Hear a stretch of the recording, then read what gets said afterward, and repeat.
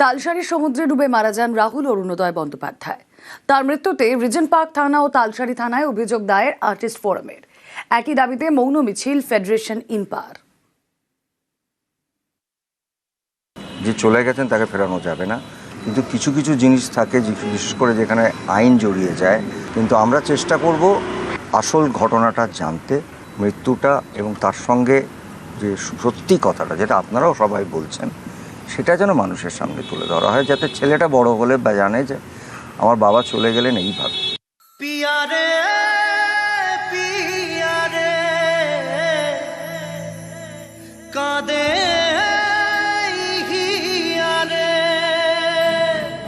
রাহুল অরুণোদয় বন্দ্যোপাধ্যায় রবিবার শুটিং করছিলেন দীঘার কাছে উড়িষ্যার তালসারীতে।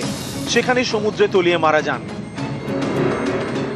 ভোলে বাবা পারকারেগা সিরিয়ালের শুটিং চলাকালীন দুর্ঘটনা। রাহুলের মৃত্যুতে গাফিলতির অভিযোগ উঠেছে সিরিয়ালের প্রযোজনা সংস্থা ম্যাজিক মোমেন্টসের বিরুদ্ধে। অভিনেতার মৃত্যুতে শুরু হয়েছে তদন্ত।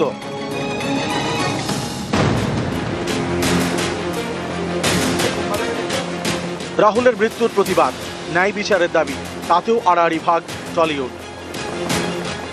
একদিকে আর্টিস্ট ফোরাম, অন্যদিকে ফেডারেশন ও ইম্পা।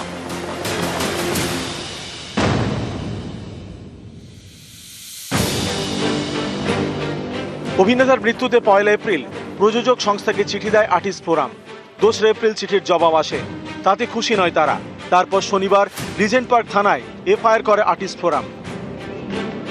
এদিন থানায় যান প্রসেনজিৎ চট্টোপাধ্যায়, ঋতুপর্ণা সেনগুপ্ত, চিরঞ্জিত চক্রবর্তী সহ অন্যান্যরা। ছিলেন প্রয়াত রাহুলের স্ত্রী প্রিয়াঙ্কা সরকারও। তাঁদের অভিযোগের ভিত্তিতে 0 এফআইআর দায়ের করে রিজেন্ট পার্ক থানা। তারপরেই অভিযোগ জানাতে তালসারী রওনা হন প্রসেনজিৎ চট্টোপাধ্যায়, প্রিয়াঙ্কা সরকার সহ ফোরামের বেশ কয়েকজন সদস্য। রাতেই তালসারী থানাতে প্রসেনজিৎ, প্রিয়াঙ্কা সহ আর্টিস্ট ফোরামের সদস্যরা রাহুলের মৃত্যু নিয়ে অভিযোগ দেন। আমাদের অভিযোগ নিয়ে এখানে থানায় এসেছিলাম এবং আমরা এফআইআর লঞ্চ করেছি। সুষ্ঠু তদন্তের দাবিতে আমরা এফআইআর লঞ্চ করেছি। এফআইআর করা হয়ে গেছে। আমাদের লয়াররা এইটুকুনি ঠিক করেছিলেন, সেটা হলো এরপরে আবার আমরা এখান থেকে গিয়ে আবার বসবো কোথাও। এবার লয়াররা যেটা বলবেন সেই অনুযায়ী আমাদের আবার পরবর্তী পদক্ষেপ নিতে হবে।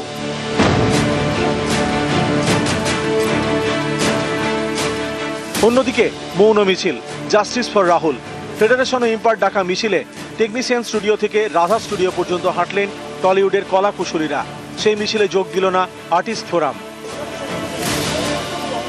ফেডারেশন ও ইম্পার ডাকা মিছিল থেকে শোনা গেল আর্টিস্ট ফোরাম বিরোধী কথা। আমি ওই প্রোডাকশনের হয়ে কাজ করতে গিয়ে হসপিটালাইজ হই। আমি সঙ্গে সঙ্গে 16 তারিখ মেল করি, যেটা বলা হলো।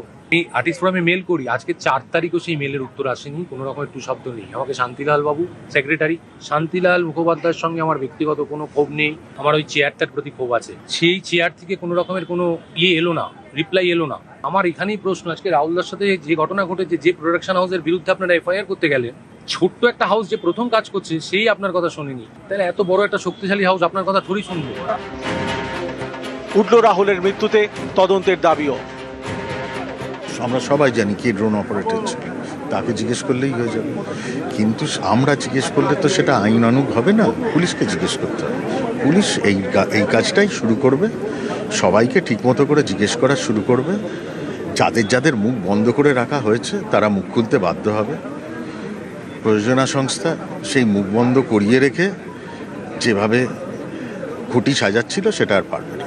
রাহুলের যে মৃত্যুর রহস্য, তাকে ঘিরে যে বিভিন্ন ধরনের এক একজন একরকম কথাবার্তা, এই বৈপরীত্যগুলো যাতে না হয়, যাতে সত্যিটাই মানুষ জানতে পারে, আমরা সমস্ত শিল্পী, কলাকুশলী সবাই জানতে পারি, সেটাই আমাদের মূল্য। মানস বসাক ও প্রীতি সাহা, নিউজ 18 বাংলা।